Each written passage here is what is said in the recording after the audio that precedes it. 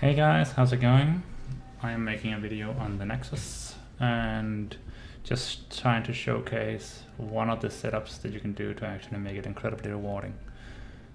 So in the background, some footage is running of me just doing the Nexus in a stream session that I had. I just wanted to stream for a short period of time just to showcase the insanity that can be the Nexus if it's well set up. So this Nexus is currently set up with 24 stashes with magic monsters and 75% chance of magic monsters to actually drop quality items. As you can see on the screen, this just yields a tremendous amount of GCPs, cartographer's chisels, and also the engineer's orb. So the idea is that we set this up to actually make this incredibly profitable, mostly because a lot of you folks seem to believe that it's not as profitable as it might be, but I do believe that's simply because we haven't really figured it out yet. Here's the final clip that might be a little bit Reddit worthy. So this is the final run of the zone. So as you can see, there's a ton of GCPs dropping and there's a ton of engineer's orbs and chisels dropping constantly. So currently we're inside of PoE. This is my character, my dude, and this is the result from the runs that I did. I only did 3 runs initially. I had been doing 3 runs prior to this, but the video is focusing on the 3 runs. The ones that's in the square right now is the ones that's actually being yielded from the 3 runs that I did. So the mods that I had on my Nexus run was, as you can see right here. Area contains 4 additional synthesized chests which contain magic monsters. This is duplicated by 2, so that's 8 in total. And then synthesized monsters have 25% chance to drop quality currency item. And then the remaining is just kind of whatever. Then it is afterwards placed on a modifier or on a memory amplifier that says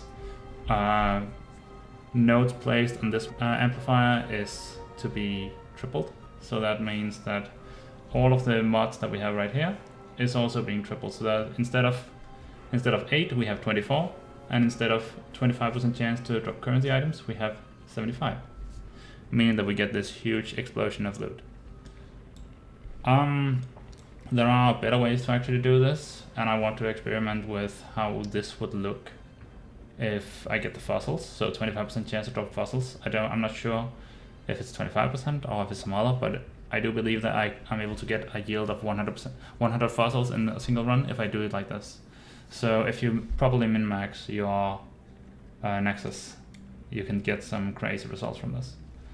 The idea is, or the strategy I've come up with, and the ones I'm trying to follow, is that I build 3 different islands. And when I say islands, I mean islands such as these down here, where you have in the middle a 4-part zone, and then you have 4 branches. You of course take one. You of course take one island to actually get to the middle, and then you just branch out.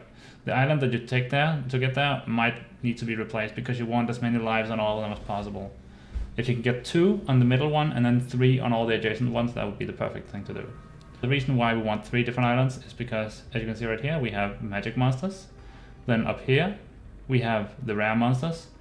And then here again, we just have synthesized monsters have a 2% chance to drop a breach blender.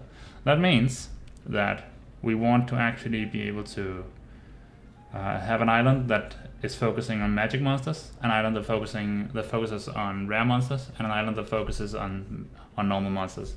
So whenever we get the memory modifiers from distant memories, such as down here, we are able to allocate them into the proper position because we don't want to mix them all up. We try to keep them into grouped into chunks as much as possible, so we can see that the result gets best. The idea is that we then take whenever we get a good modifier, for example the one on the screen right now, we allocate it into the island, which makes sense, and then we just try to stay clear of the island as much as possible. So whenever we have a fully decked out island, or fully decked out island, I guess, then we move those around by using the Nexus and just placing it directly. So as you can see right here, if I don't have anything over here and I press this one, I can move I can move an island without actually expending a charge on it. So I can move this guy over here. And it still has all the modifiers. It just gets moved. So that's done by simply just pressing these small memory boys. Oh, let me just do it again. So this guy just press a memory stabilizer and then just move the island where you want it to.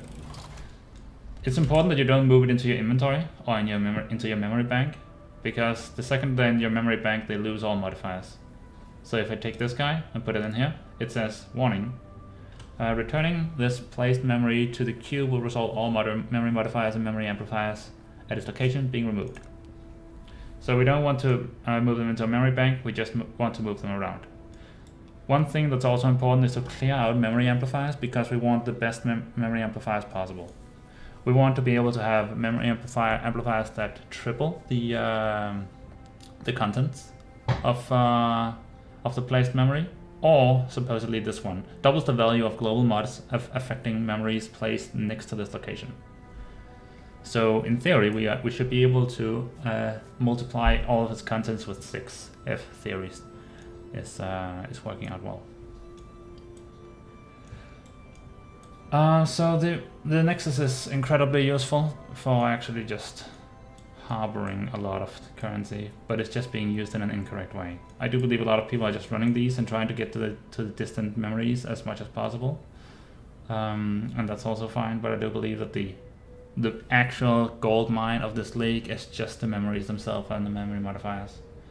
Of course, we have very highly desirable distant memories such as Perandus, Harbinger, Breach, and maps, and also the chests.